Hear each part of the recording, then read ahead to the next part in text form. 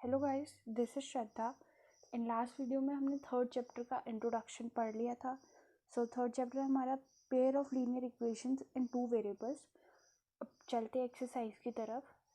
Exercise 3.1 और पहला question है हमारा, Aftab tales his daughter 7 years ago I was 7 times as old as you were then.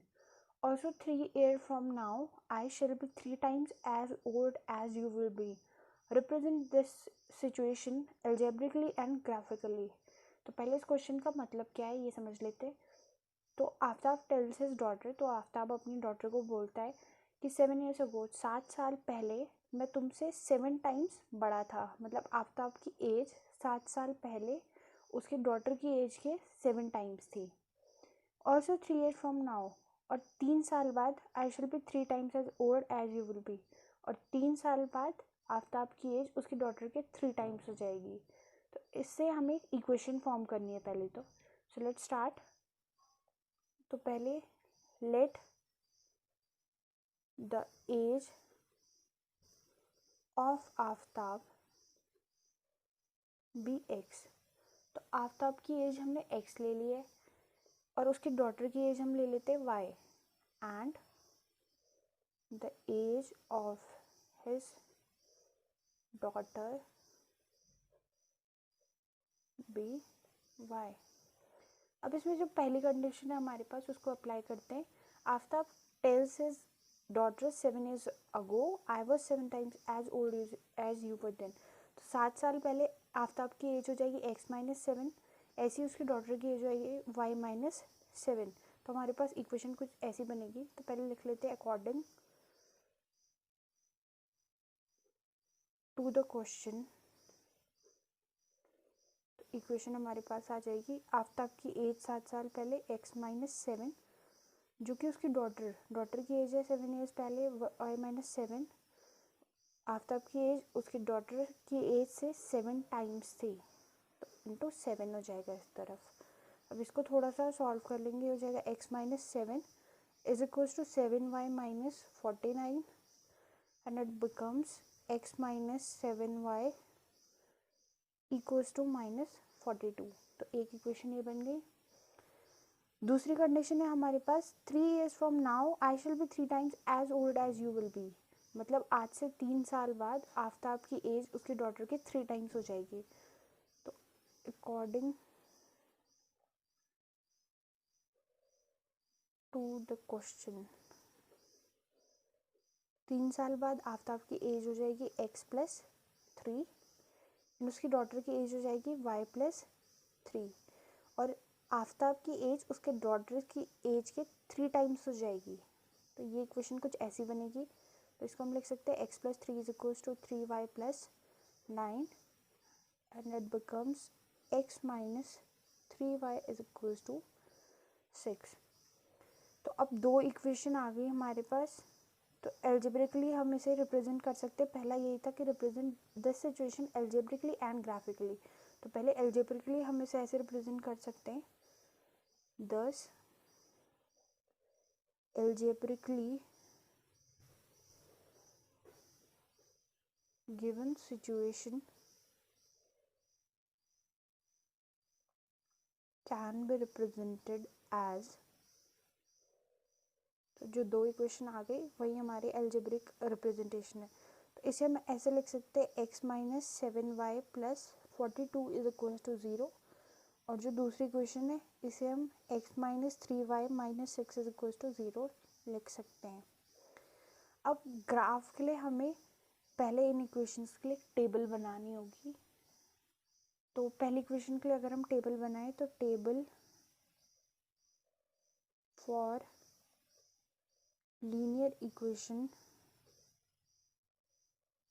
x-7y is equal to -42, और अगर यहाँ से हम y की वैल्यू निकालें तो y की वैल्यू हो जाएगी और y is equal to x+42/7। तो table for linear equation is, अब यहाँ पे एक टेबल बना लेते हैं।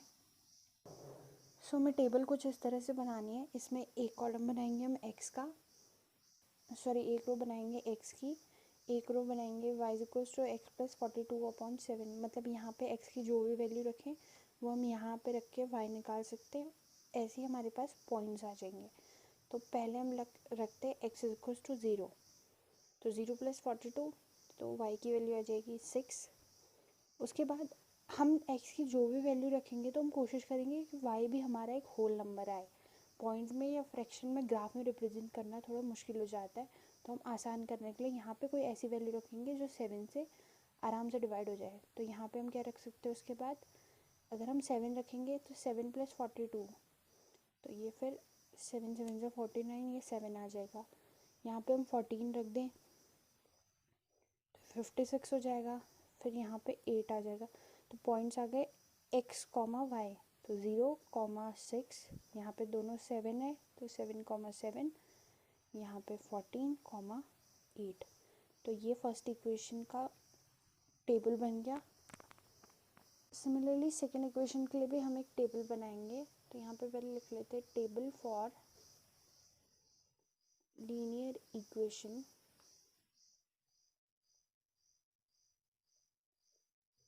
x - 3y = 6, और y के टर्म्स में y = x - 3 इज, y के टर्म्स में से ऐसे लिख सकते हैं। तो इसके लिए भी सेम वैसी टेबल बनेगी। सो सेम टेबल यहाँ पे बना दी। अब यहाँ पे भी ऐसी वैल्यूज़ रखनी है जिससे y भी हमारा होल नंबर में आए। ज़्यादा से ज़्यादा कोशिश यही रहेगी।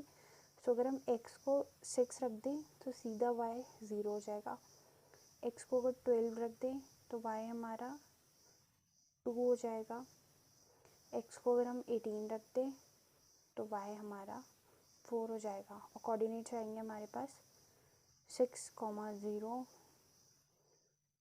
12, 2 एंड 18, 4। अब हर एक टेबल में इन कोऑर्डिनेट्स को नाम दे देते। सपोज ये हमारा पॉइंट है A, ताकि जब भी हम ग्राफ में मार्क करें तो हमें आसानी हो जाए। ये पॉइंट है B, ये पॉइंट C। तो जब भी मैं पॉइंट A बोलूँगी तो मतलब 0, 6, B बोला तो 7, C बोला तो 14, 8। एंड ऐसे ही सेकेंड इक्वेशन के पॉइंट्स को भी नाम देते हैं। ये सपोज E, ये F और ये G। अब इन्हें हमें ग्राफ में प्लॉट करना है। सो मैंने यहाँ पे ग्राफ बना लिया है। यहाँ पे मैंने y एक्सिस पे इंटरवल्स बांटे 5, 10, 15, बिकॉज मैक्सिमम y एक्सिस पे हमारा इतना ही जा रहा है कोई भी। एंड x एक्सिस पे मैंने इंटरवल्स बना लिए 5, 10, 15, 20, 25, 30, 35, 40, 45। गैप मैंने 5 का लिया है, ठीक है। सो अब ग्राफ पे ये सारे पॉइंट्स मार्क करने। तो पहला था हमारा A पॉइंट, वो था 0, 6। तो 0 ये है और 6 ऑन y एक्सिस। तो 6 ठीक 5 के ऊपर यहाँ कहीं होगा, बिकॉज ये 6, 7, 8, 9, 10 इस तरह से चलेंगे। तो 6 इधर कहीं होगा। तो सपोज मैंने यहाँ 6 ले लिया, तो ये पॉइंट है मेरा A से, तो ये पॉइंट है मेरा A 0, 6। उसके बाद दूसरा है पॉइंट B। पॉइंट B था हमारे पास 7, 7।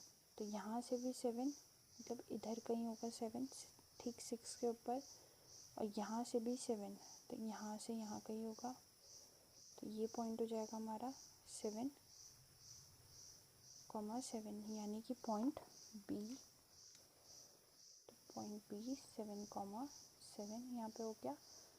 Third point C 14, 8। तो 14 ऑन y एक्स एक्सिस, तो 14 है यहाँ कहीं, और दूसरा है 14, 8, और 8 होगा यहाँ कहीं। तो ये हो जाएगा हमारा 14, 8। Point C 14, 8। उसके बाद पहले तो ये फर्स्ट लाइन की ग्राफिकल रिप्रेजेंटेशन यहाँ पे दिखा देते हैं। तो इन तीनों पॉइंट्स को हम लोग जोड़ लेंगे। तो ये पॉइंट्स कुछ इस तरह से जोड़ेंगे। थोड़ी मार्किंग ऊपर बन गई, बट आप एक्यूरेट बना सकते हैं। ये स्ट्रेट लाइन बनेगी। उसके बाद दूसरा है हमारे पास, अब दूसरी लाइन के पॉइंट्स बनाने। तो पहला 6,0, तो यानी कि एक्स एक्सिस पे 6, तो यहाँ वो पॉइंट बनेगा, तो इसे ले लेते पॉइंट ई 6,0। सेकंड 12,2, तो 12 यहाँ कहीं बनेगा और 2 इधर कहीं, तो ये हो जाएगा 12 यहाँ पे, ये पॉइंट हो जाएगा f इज इक्वल टू 12,2। और जो लास्ट पॉइंट है हमारे पास g 18,4, तो वो बनेगा यहाँ और 4 आएगा यहाँ कहीं, तो ये पॉइंट g 18,4। इन तीनों पॉइंट्स को हम मिला देंगे, एक पॉइंट ये है, एक पॉइंट ये है और एक पॉइंट ये है। अब इन तीनों पॉइंट्स को हमें मिला देना है, पूरा आगे तक ले जाएंगे।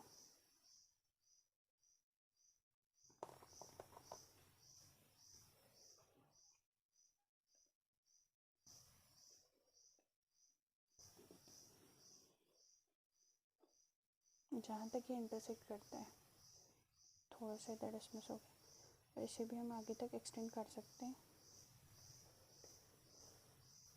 ठीक है, तो ये दोनों लाइन के ग्राफ आ गए हमारे पास। यहाँ पे लाइन की इक्वेशन लिख देते हैं। फर्स्ट लाइन की x - 7y is equal to -42, और यहाँ पे सेकेंड लाइन की x - 3y is equal to 6।